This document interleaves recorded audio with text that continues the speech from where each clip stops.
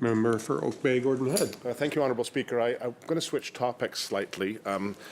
Oak Bay, Gordon Head is not pressing for the building of new schools. We have thanked the previous government, actually, for the new high school that was built in Oak Bay quite recently. So,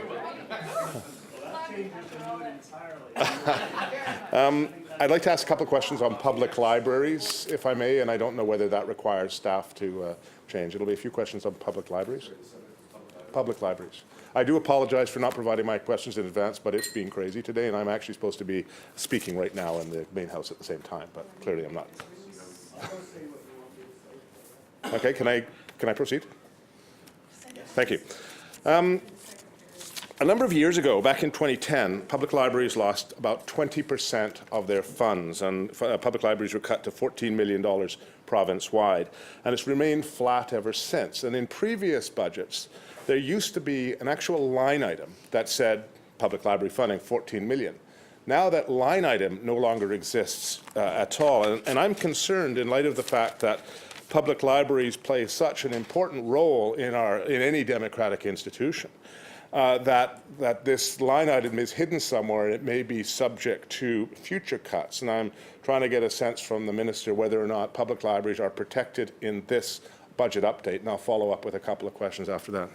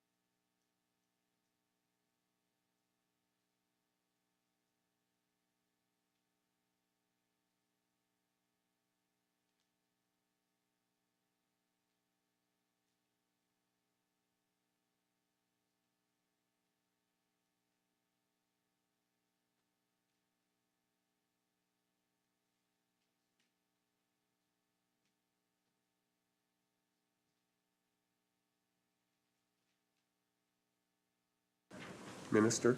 Thank you, Chair, and thank the member for his question. We haven't got to libraries yet in this set of estimates.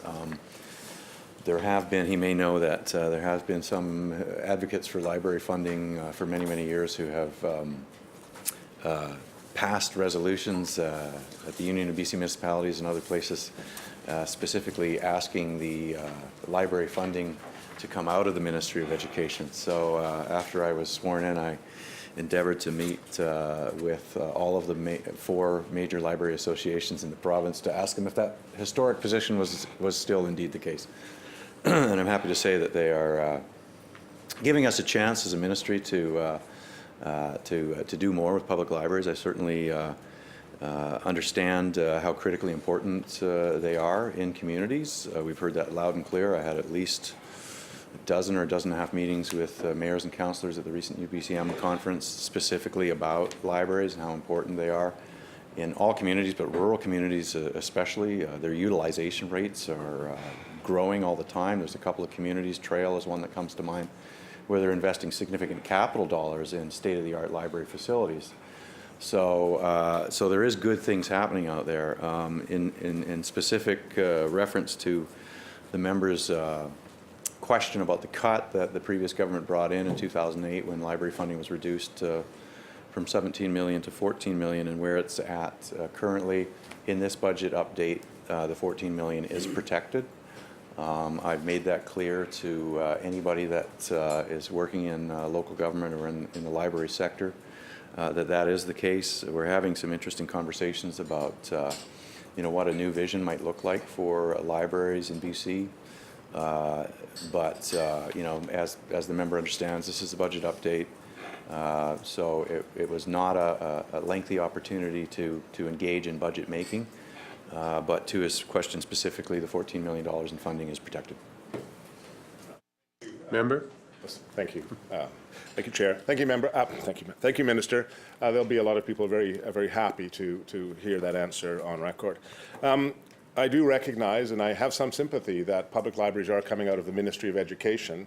It's a difficult jurisdiction for whether it should be advanced ed. You could make an argument that it could be advanced ed, or it could be who knows? It could span many ministries. I think the key aspect, though, is the shared importance of protecting these for public good. These are a public resource that are critical to the betterment of society. Many of the municipalities are concerned, as the Minister knows, because of the fact that since the funds have been stalled at 14 million with no cost of living increase, costs have been downloaded onto municipalities, and the concern is that some of their budgets are going to be getting some shocks pretty soon when the new public library budget come in. So my question to the Minister, I know this is a budget update. It's if the Minister is thinking, whether it be through his ministry or other ministries, about perhaps actually putting the libraries into a base budget somewhere and giving them the opportunity to grow through provincial funding, whether it be through cost of living or other, because it's very difficult to make ends meet with funding that has been frozen for quite a number of years. Minister. Yeah, thank you to the member for that follow-up question. There has been some contemplation about where libraries might best fit in the structures of government. I think there's a strong case to be made that the Ministry of Education is the right place for it. We have terrific partnerships all across British Columbia with local libraries. We've been asked to look at whether broadband access that we provide to rural and remote schools might be possible for libraries to benefit from. Lots of exciting discussions and literacy programs that happen between our local libraries and school districts. Having said that, what is the issue I think he's getting at here is the frustration at essentially the erosion of library funding over the last 10 years nearly now, since that cut was introduced to library funding, and then it was frozen against inflation. So a bit of a double hit. It has led to a decline in the overall percentage share of provincial contribution to libraries, and it's meant that that local governments have faced tax pressure on their ratepayers to make up for that state of affairs. Heard mayors loud and clear, have been lobbied directly by a lot of city councillors as well, and regional district directors to look at exactly that. I can say it's a conversation that's happening within government.